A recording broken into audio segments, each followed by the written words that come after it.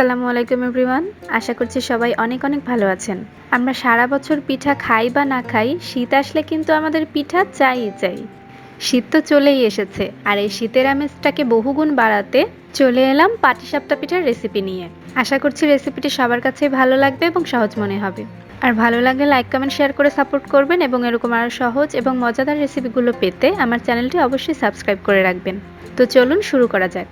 প্রথমেই আমি পাটিসাপটা পিঠার জন্য ভেতরের খিরসাটা তৈরি করে নিচ্ছি, আর সেজন্য চুলায় একটি হাঁড়িতে আমি 1/2 লিটার পরিমাণে তরল দুধ দিয়ে দিয়েছি।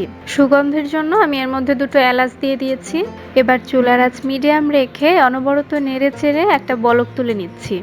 আপনারা চাইলে এই খিরসাটা কিন্তু তরল দুধ দিয়ে না করে পাউডার দুধ দিয়েও করতে পারেন। আর তরল দুধের তুলনায় পাউডার দুধের খিরসার কিন্তু টেস্টটা একটু বেশিই হয়। যখন একটা বলক চলে আসবে তখন চুলাটা বন্ধ করে দিতে হবে। আর এখানে 1/3 কাপ খেজুর গুড় আমি গ্রেট করে রেখেছিলাম, তো সেই গুড়টাই আমি এই দুধের মধ্যে দিয়ে মিক্স করে নিচ্ছি। আর এখানে একটা ব্যাপার খুবই গুরুত্বপূর্ণ, ফুটন্ত দুধের মধ্যে কখনোই কিন্তু আপনারা গুড় মিক্স করতে যাবেন না। এতে করে অনেক সময় দেখা যায় গুড়টা মিক্স করার সাথে সাথেই কিন্তু দুধটা ফেটে যায়। তো এভাবে চুলা বন্ধ করে যদি মিক্স করেন তাহলে কিন্তু এই সম্ভাবনাটা একদমই থাকে না। তো গুড়টা দেয়া হয়ে গেলে আমি একটু নেড়েচেড়ে সবকিছু একসাথে মিশিয়ে নিচ্ছি এবং এরপরে চুলাটা আবার অন করে দিচ্ছি। বেশ কিছুক্ষণ জাল করার পরে দুধটা দেখবেন অর্ধেক হয়ে যাবে এবং ঘন হয়ে যাবে। তখন এর মধ্যে একটা মিশ্রণ যোগ করতে হবে। এখানে আমি কিছুটা পানির সাথে 2 চামচ চালের গুঁড়া মিক্স করে নিয়েছি, তো সেই মিশ্রণটাই আমি এখন এর মধ্যে দিয়ে দিচ্ছি। মিশ্রণটা দেওয়ার পরে অনবরত নেড়েচেড়ে যেতে হবে যাতে করে এর তলায় লেগে না যায় এবং চালের গুঁড়া দেওয়ার কারণে কোথাও দলা পাকিয়ে না থাকে। তো এভাবে অনবরত নাড়াচাড়া করতে করতে একসময় দেখবেন এটা কিন্তু অনেকটাই ঘন হয়ে যাবে। আর শেষের দিকে কিন্তু কোনোভাবেই নাড়াচাড়া বন্ধ করা যাবে না, এতে কিন্তু তলায় লেগে যাওয়ার সম্ভাবনা থাকে। ততক্ষণ পর্যন্তই নাড়াচাড়া করতে হবে যতক্ষণ না এটা খিরসায় পরিণত হয়। ভিডিওতে একটু লক্ষ্য করুন, আমার খিরসাটা কিন্তু হয়ে এসেছে।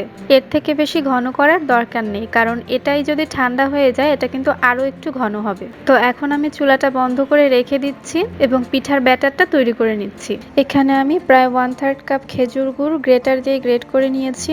এখন এর মধ্যে কিছুটা গরম পানি দিয়ে দিচ্ছি। তো চামচ দিয়ে নেড়ে চেড়ে গুড় এবং পানিটা মিক্স করে নিচ্ছি। যেহেতু এখানে গরম পানি ব্যবহার করা হয়েছে তাই গুড়টা কিন্তু খুব সহজেই গলে যাবে। মিশিয়ে নেওয়া হয়ে গিয়েছে। এখানে একটা পাত্রে 1/2 কাপ ময়দা এবং 1 কাপ চালের গুঁড়া নিয়েছি। আপনারা চাইলে ময়দা ব্যবহার না করে পুরোটা কিন্তু চালের গুঁড়া দিয়েও করতে পারেন, তবে ময়দাটা ব্যবহার করা হলে পিঠাগুলো অনেক সফট এবং মসৃণ হয়, আর পিঠাগুলো কিন্তু ফেটে যাওয়ারও সম্ভাবনা থাকে না। এবার এর মধ্যে পরিমাণ মতো লবণ দিয়ে সবকিছু একসাথে খুব ভালোভাবে মিশিয়ে নিচ্ছি। মিশিয়ে নেওয়া হয়ে গেলে সেই গুড়ের পানিটা আমি এর মধ্যে দিয়ে দিচ্ছি। এবার এই গুড়ের পানিটাকেও খুব ভালোভাবে মিশিয়ে নিচ্ছি সবকিছুর সাথে। সবকিছু মেশানো হয়ে গেলে এর মধ্যে অল্প অল্প করে কুসুম গরম পানি মিক্স করতে হবে এবং হাত দিয়ে খুব ভালোভাবে মেখে নিতে হবে। আর এই কাজটা কিন্তু আপনারা হাত দিয়েই করার চেষ্টা করবেন। হ্যান্ডউইচ দিয়েও করা যায়, তবে হাত দিয়ে করলে যতটা মসৃণ করা যাবে হ্যান্ডউইচ দিয়ে কিন্তু ততটা ভালো হবে না। ব্যাটারটাকে খুব ভালোভাবে মেখে নিতে হবে যাতে এতে কোনো প্রকার দানাদার অংশ অথবা লাম্পস না থাকে। ব্যাটারটা যতটা মসৃণ করে তৈরি করতে পারবেন আপনার পিঠাও কিন্তু ততটাই ভালো হবে। আর পানির কোনো নির্দিষ্ট পরিমাপ নেই, অল্প অল্প করে পানি মিক্স করতে হবে এবং মোটামুটি পাতলা একটা ব্যাটার তৈরি করতে হবে। ব্যাটারটা খুব বেশি পাতলাও বলা যায় না, আবার খুব ঘনও বলা যায় না, তবে পাতলার দিকেই কিন্তু এর পাল্লাটা একটু ভারী হবে। তো আমার ব্যাটারটা কিন্তু তৈরি হয়ে গিয়েছে। ভিডিও দেখে একটু বোঝার চেষ্টা করুন এর ঘনত্বটা ঠিক কেমন। তো ব্যাটারটাকে আমি আধা ঘন্টার জন্য রেস্টে রেখে দিচ্ছি এবং আধা ঘন্টা পরে পিঠা তৈরি করে দেখাচ্ছি। ফিরে এলাম আধা ঘন্টা পরে। চুলায় মিডিয়াম লো আছে একটা প্যান বসিয়ে দিয়েছি। তো প্যানটা যখন কিছুটা গরম হয়ে যাবে এর উপরে আমি কিছুটা তেল ব্রাশ করে দিচ্ছি।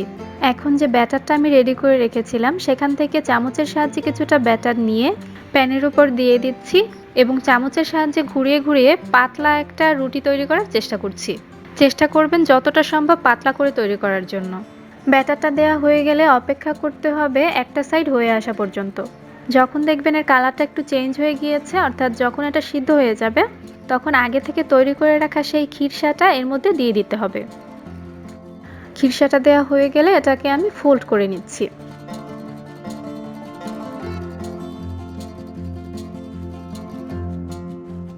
ফোল্ড করা হয়ে গেলে এর দুপাশে আমি 30 সেকেন্ড করে ভেজে নিচ্ছি।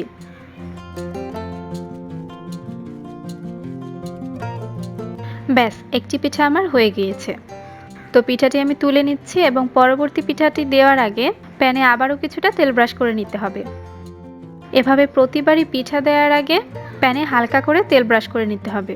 আর প্রতিটি পিঠা ভাজতে কিন্তু আপনার 1.5 থেকে 2 মিনিট টাইম লাগবে। একই পদ্ধতিতে আমি সবগুলো পিঠাই তৈরি করে নেব।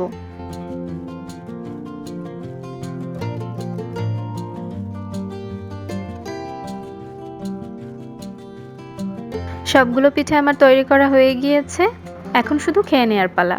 রেসিপি সংক্রান্ত যে কোনো প্রশ্ন থাকলে আমাকে কমেন্ট সেকশনে কমেন্ট করে জানাতে পারেন, অথবা আপনারা আপনাদের রান্না করা যে কোনো খাবারের ছবি আমার ফেসবুক গ্রুপে জয়েন হয়ে আমার সাথে শেয়ার করতে পারেন। ফেসবুক গ্রুপের লিংক ডেসক্রিপশন বক্সে দেওয়া থাকবে। আর রেসিপি ভালো লেগে থাকলে অবশ্যই আমাকে লাইক, কমেন্ট, শেয়ার করে সাপোর্ট করবেন এবং এরকম আরও সহজ এবং মজাদার রেসিপিগুলো পেতে আমার চ্যানেলটি সাবস্ক্রাইব করে আমার সাথেই থাকবেন। আজ এ পর্যন্তই। সবাই অনেক অনেক ভালো থাকবেন এবং আমার জন্য সবাই দোয়া করবেন। আগামী রেসিপি দেখার আমন্ত্রণ জানিয়ে এখানেই বিদায় নিচ্ছি। আল্লাহ হাফেজ।